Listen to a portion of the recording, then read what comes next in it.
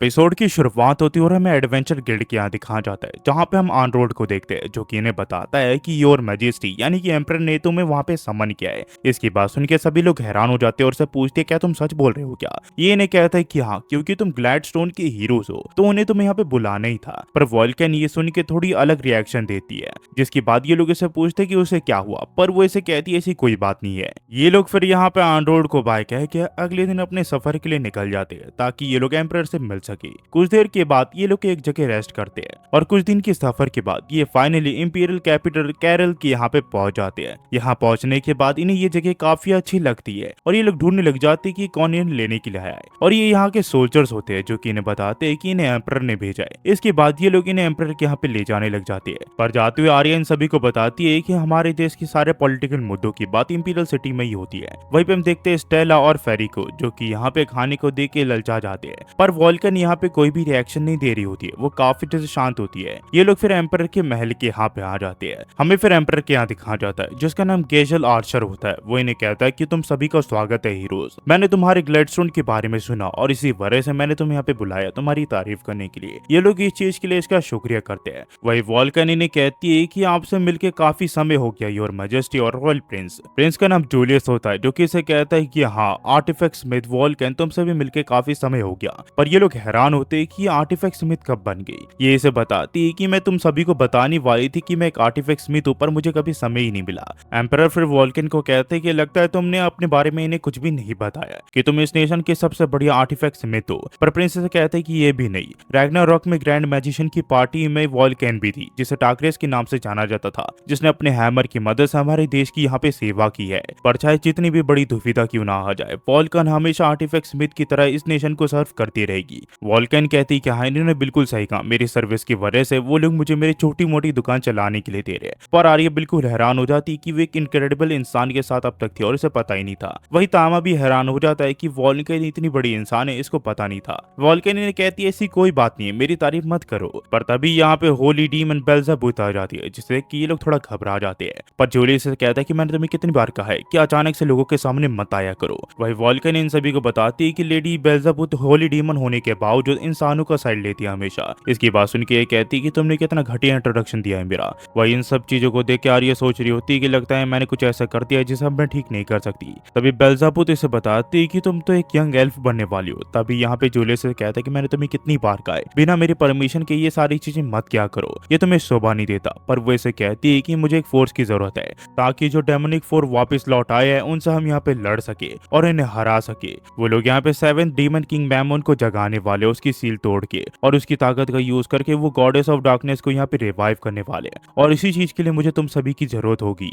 इसके बाद सुन के सभी लोग घबरा जाते हैं और सोचने लग जाते हैं कि आखिरकार आगे ये लोग क्या करे। तभी जूलियस ने कहता है क्या तुम सब मेरे साथ डेमोनिक फोर्स के साथ लड़ोगे, क्या तुम सब हमारा साथ दोगे क्या। वही तामा इसकी बात सुन के सोचता है ये काफी बड़ी रिस्पॉन्सिबिलिटी है। पर वो यहाँ पे आर्या के पास जाता है और ये दोनों इस चीज के लिए हाँ कर देते हैं। आर्या फिर इन्हें कहती है कि मेरे लिए सम्मान की बात होगी कि मैं आप लोगों को सर्व कर पाऊंगी। तो ये से कहती ये तो काफी अच्छी बात है। जूलियस फिर वॉल्कन को कहता है कि पहली चीज मैं चाहता हूँ कि तुम हमारे लिए आर्टिफैक्ट को क्रिएट करो वॉल्कन। इसकी बात सुन के फेरिस से पूछती ये क्या होता है। ये इसे बताती कि ये स्पेशल वेपन होता है जो कि स्पेशल मटेरियल से बनता है और स्पेशल स्मिथ के हाथों से बनता है। वह जूलियस वॉल्कन को कहता है कि तुम्हें इन आर्टिफैक्ट्स को क्रिएट करने के लिए जितना मैन पावर चाहिए, जितनी भी ताकत चाहिए, मैं तुम्हें देने के लिए तैयार हूँ। जूलियस फिर वॉल्कन को उसके साथियों से मिलाता है ताकि वो यहाँ पे आर्टिफैक्ट क्रिएट कर सके। ये सभी लोग काफी खुश होते हैं कि ये लोग वॉल्कन के साथ काम कर पा रहे हैं। पर वॉल्कन ने कहती है ऐसी कोई बात नहीं है। वही जूलियस इन सभी को बताता है कि अब तुम सभी की ट्रेनिंग शुरू होगी ताकि तुम नए स्किल को एक्वायर कर सको। जूलियस यहाँ पे स्टेला को खुद ट्रेनिंग करने का फैसला करता है क्योंकि उसकी खूबी भी यहाँ पे टैंक है।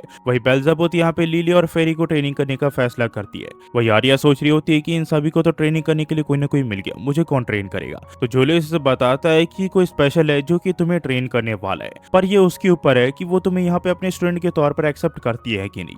ये लोग फिर एक महल के यहाँ पे आ जाते हैं जहाँ पे हम देखते हैं ये अलीशिया होती है, जिससे यहाँ पे इसका इंट्रोडक्शन करवाता है। पर आर्या इसे देखते ही पहचान जाती है और इसे कहती कि लेडी अलीशिया आप यहाँ पे रहती हो, क्या मैं आपको याद हूँ क्या। इसकी बात सुन के अलीशिया से कहती कि हाँ तुम मुझे याद हो, मैं तुम्हें कैसे भूल सकती हो, तुम्हारे अंदर जुनून था, तुम मेरे जैसे बनना चाहती थी। ये से कहती कि हाँ उस दिन को मैं अब तक नहीं भुला पाई हूँ, मैंने आपसे वादा किया था कि मैं एक दिन आप जैसी बनूंगी और आपके जैसे काफी सारे लोगों की जान बचाऊंगी। ये से कहती कि हाँ मैंने तुम्हारे इनकम्प्लिशमेंट के बारे में काफी कुछ सुना है और मैं तुम्हारे ऊपर काफी ज्यादा प्राउड लाडू। और ये तुम्हारा फ्रेंड कौन सा है जो तुम्हारे हाथ में? ये इसे बताती है एक एलिमेंटल कैट है और इसका नाम तामा है। ये मेरे फैमिली की तरह और मेरा पर्सनल नाइट भी है। इसके बाद सुन के इसे कहती ये एक एलिमेंटल कैट है, मुझे तो कुछ और लगता है, पर ये ज्यादा कुछ बोलती नहीं है। एलिशा फिर जूलियस से पूछती है क्या वो आर्या है जिसे तुम मुझसे यहाँ पे ट्रेन करवाना चाहते हो? ये इसे कहता है कि हाँ, पर ये इसे बताती है कि मैं श्योर हूँ कि मुझसे भी बेहतर लोग यहाँ पे होंगे जो कि उसे ट्रेन करवा सकते हैं। पर आर्या इसे बताती है कि आपसे ट्रेनिंग लेना मेरा सपना है। इसकी बात सुन के ये इसे कहती है कि ठीक है,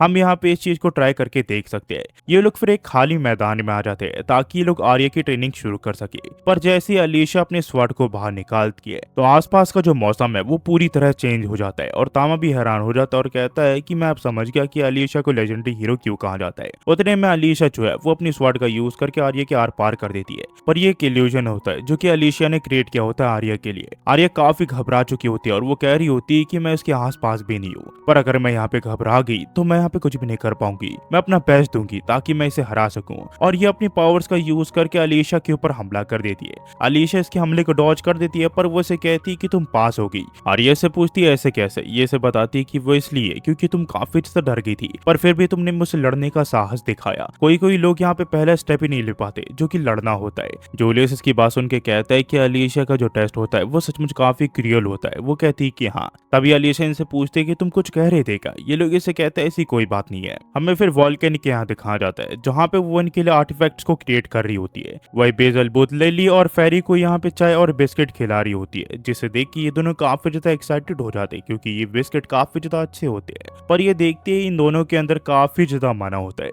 और अगर ये इस चीज को सही से मास्टर कर ले तो इन्हें आगे जाके कोई भी नहीं रोक सकता। ये फिर इन्हें कहती है कि चलो हम एक साथ नए स्किल्स को सीखते हैं, जिसके लिए ये काफी सारी स्टडी बुक्स इनके लिए ले आती है, जिन्हें देख के ये थोड़ी उदास हो जाती है क्योंकि इन्हें पढ़ाई करना पसंद नहीं होता। पर वो इन्हें कहती है कि अगर तुम स्टडी करोगी तो तुम्हें काफी सारे बिस्किट मैं दूंगी। वही हमें स्टेला और जूलियस को दिखाया जाता है जहाँ पे स्टेला से पूछती है क्या तुम यहाँ पे अपने शील्ड का यूज नहीं करोगे क्या? ये से कहता है कि नहीं, मैं अभी बिना शील्ड के ट्रेन कर रहा हूँ क्योंकि पिछली वॉर में मैंने अपनी पार्टी को इस वजह से खतरे में डाल दिया था। तो ये से कहती है अगर ऐसी बात है तो ये उम्मीद मत लगाना कि मैं तुम्हें आराम से यहाँ पे मारूंगी। इसके बाद ये अपने ड्रैगन नाइट पावर्स का यूज करके इसके ऊपर हमला कर देती है। जूलियस इसे देख के कहता है कि तो मैं अब समझा कि तुम ड्रैगन नाइट पावर्स का भी यूज कर सकती हो, ये काफी अच्छी बात है। ये फिर यहाँ पे इसके ऊपर हमला कर देती है और इस ट्रेनिंग को खत्म करने की कोशिश करती है, पर जूलियस इसे यहाँ पे उठा के पटक देता है और इसे कहता है कि तुम ताकत के मामले और फोर्स के मामले में मुझसे आगे हो, पर अगर बात करें तुम्हारी लड़ाई और फाइटिंग स्किल्स की तो वो काफी ज्यादा कमजोर है। तुम अपने साथियों का साथ नहीं दे पाओगी। तुम एक ए रैंक की टैंक हो जिसका काम होता है अपने पार्टी को हमेशा डिफेंड करना आखिर तक। वही हमें आलिशा और आर्या के यहाँ दिखाया जाता है जहाँ आलिशा से कहती है कि आज के लिए मेरे हिसाब से इतना काफी है। उतने में यहाँ पे वॉल्कन आ जाती है जो कि आलिशा को देख के कहती है कि हमें काफी समय हो गया मिले हुए। वो इसे कहती है कि हाँ और वॉल्कन इसे गले लगा लेती है। ये देख के आर्या इससे पूछती है क्या तुम दोनों सचमुच इतने ज्यादा करीब हो क्या? ये इन्हें बताती है कि हम दोनों काफी ज्यादा करीब है, हम काफी समय से दोस्त है और मुझे नहीं पता कि कितना समय हो गया। आलिशा से कहती है कि हाँ जब मैं अपने मास्टर से पहली बार मिली थी तभी तुम मेरी दोस्त बनी थी। ये इसे बताती है कि वो कौन है। ये इसे बताती है वो ग्रैंड मैजिशियन है। तभी आलिशा के बात करने का जो तरीका है वो चेंज हो जाता है और उसे कहती है कि मैं अपने मास्टर की 5 और स्लिप दोनों ही हूँ। मैं अपने मास्टर से मुझे काफी ज्यादा प्यार करती हूँ, उन्होंने मुझे यहाँ पे गायब होने से बचाया है। क्या तुम मेरे मास्टर के बारे में और जानना चाहती हो क्या? आर्या ये देख के थोड़ी हैरान हो जाती है, पर आलिशा से कहती है कि चलो मेरे साथ चलो, मैं तुम्हें नहाते हुए बताऊंगी कि मेरे मास्टर कैसे है। हमें फिर बात हाउस के यहाँ दिखाया जाता है जहाँ पे हम देखते हैं जूलियस और तामा एक साथ होते हैं। जूलियस से पूछता है क्या तुम्हें वहाँ पे जाना है क्या? ये से कहता है कि बिल्कुल नहीं। वहीं पे हम देखते हैं सभी लड़कियों को जो कि यहाँ पे इनके मास्टर के बारे में बात कर रही होती है। ये यहाँ पे इसके मास्टर के बारे में काफी कुछ बताती है। तभी यहाँ पे अलीशा इससे पूछती है क्या तुम अभी भी यहाँ पे ग्रैंड मैजिशियन के साथ रहती हो क्या? ये दोनों इसे बताती है कि हाँ हमें डेमोनिक 4 के बारे में पता चला था, इसी वजह से हम यहाँ पे आ गए ताकि हम प्रिंस को इस बारे में यहाँ पे चेतावनी दे सके, इसी वजह से हम यहाँ पे आए। तो ये से कहती है कि आखिरकार अलीशा और बेल्ज़ेबूथ एक साथ क्यों है? ये से बताती है कि वो इसलिए क्योंकि ग्रैंड मैजिशियन की मैं भी वाइफ हूँ। इसकी बात सुन के ये से कहती है कि क्या तुम दोनों यहाँ पे उसकी वाइफ हो? ये चीज सुन के ये तीनों काफी ज्यादा हैरान हो जाते हैं। तो यहाँ पे स्टेला कहती है कि अगर ऐसी बात है तो तामा भी किसी से कम नहीं है, उसके पास भी काफी सारी वाइफ हो सकती है और सबसे पहली वाइफ मैं होंगी। पर आर्या से कहती कि नहीं, उसकी वाइफ मैं बनूंगी। ये चीज देख के यहाँ पे जूलियस से पूछता है क्या तुम वहाँ पे जाना चाहती हो क्या? तामा इसे कहता है कि बिल्कुल नहीं। हमें फिर खाने के वक्त दिखाया जाता है जहाँ पे आलिशा ने बताती कि मैंने अपने मास्टर का स्पेशल हैमबर्गर स्टेक बनाया है जो कि यहाँ पे उनके होमलैंड जापान की डिश है। इसके बाद सुन के तामा सोचता है कि जापान, आखिरकार इसके मास्टर कहाँ से है? कहीं इसके मास्टर ग्रैंड मैजिशियन कोई दूसरी दुनिया के तो इंसान नहीं है। जूलियस फिर इन सभी को बताता है कि कल सुबह हम सुबह सुबह खाने के के बाद अपनी ट्रेनिंग शुरू कर देंगे। वहीं पे हमें रात को दिखाया जाता है जहाँ पे सभी लोग सो जाते हैं, पर तामा को नींद नहीं आ रही होती है। इसी वजह से वो बाहर टहलने के लिए चले जाते हैं। तभी यहाँ पे इसे अलीशा मिलती है जो कि इसे कहती है कि तुम दिखने में एकदम नॉर्मल किटन जैसे हो, पर जो भी हो सही वक्त आने पे तुम्हें हमें यहाँ पे बचाना है। तामा दी बेनमुत इसके पास सुन के सोचता है कि इसे इस बारे में पता था, पर इसने इस बारे में किसी को भी नहीं बताया। आखिरकार ऐसा क्यों? हमें फिर अगले दिन दिखाया जाता है जहाँ पे हम बेसल बुत, लिली और फेरी को देखते हैं, जहाँ पे वो उसे मैजिक सिखा रही होती है और खाने के लिए ये लोग यहाँ पे अपनी ट्रेनिंग जारी रख रहे होते हैं। वही वॉल्कन यहाँ पे नए आर्टिफैक्ट्स को क्रिएट कर रही होती है और इसमें उसके साथ ही काफी साथ दे रहे होते हैं उसका। पर ट्रेनिंग करते हुए जूलियस को ज्यादा ही ताकत लगा देता है, जिस वजह से ये थोड़ी गिर जाती है। इसलिए ये इससे माफी भी मांगता है। ये इसे कहती है ऐसी कोई बात नहीं है। ये इसे कहता है कि मैं समझ गया कि तुम इन अंडों को बचाने के लिए मुझसे यहाँ पे इतनी जोर से लड़ रही थी, पर तुम्हें पता है क्या, मैं तुम्हें कुछ बताना चाहता हूँ। आर्या को एक रीजन चाहिए ताकि वो ताकतवर बन सके, पर तुम्हारे पास ऐसा कोई सा भी रीजन नहीं है क्योंकि तुम ऑलरेडी इतनी ज्यादा ताकतवर हो। तुम आसानी से अपने पार्टी को एनिमी से यहाँ पे डिफेंड कर सकती हो। तुम सचमुच काफी ताकतवर हो, पर याद रखना जो ताकतवर होता है उनके पास डिटर्मिनेशन भी होती है और वो तुम्हारे अंदर है, और इस चीज को कभी भी मत भूलना। वही हमें आर्या और अलीशा को दिखाया जाता है जहाँ पे वो अपनी ट्रेनिंग कर रहे होते हैं और तामा हमें बताता है कि मेरी मास्टर दिन रात यहाँ पे ट्रेनिंग किए जा रही है ताकि वो नए स्किल को एक्वायर कर सके। पर अलीशा से बताती है कि हाई स्किल जो है वो एफर्ट या फिर टैलेंट से तुम एक्वायर नहीं कर सकती हो। तुम यहाँ तक आज इसलिए पहुंची हो क्योंकि तुमने मेरे लीड्स को फॉलो किया है, पर तुम्हें इससे आगे बढ़ के सोचना पड़ेगा ताकि तुम नई स्किल्स को यहाँ पे एक्वायर कर सको। तो आर्या बताओ कि आखिरकार तुम यहाँ पे किस चीज के लिए लड़ रही हो? अगर तुमने इस चीज का जवाब दे दिया तो हमारे लिए आगे के रास्ते खुल जाएंगे और तुम्हारे पास नई स्किल्स भी आ सकती है। सीन फिर वॉल्कन के यहाँ पे जाता है जहाँ पे वो अपने आर्टिफैक्ट्स को बना के खत्म कर चुकी होती है। वहीं पे स्टेला ने यहाँ पे एक नई स्किल को एक्वायर कर लिया होता है जिससे वो काफी खुश होती है, और बेजलबुत ने फेरी और लिली को भी यहाँ पे पूरी तरह ट्रेन कर दिया होता है और उनके पास नई स्किल आ चुकी होती है जिससे वो दोनों काफी खुश होती है। पर बेजलबुत कहती है कि 2 मिनट को मुझे कहीं जाना है। हमें फिर आर्या और अलीशा को दिखाया जाता है जहाँ पे आर्या को अब तक नई स्किल नहीं मिली होती है। तभी यहाँ पे बेजलबुत आ जाती है जो कि इन्हें कहती है कि मुझे नहीं लगता कि हमारे पास अब ज्यादा समय है। तो अलीशा से पूछती है क्या तुमने ढूंढ निकाला कि डेमोनिक फोर कहाँ पे है? ये से कहती है कि हाँ।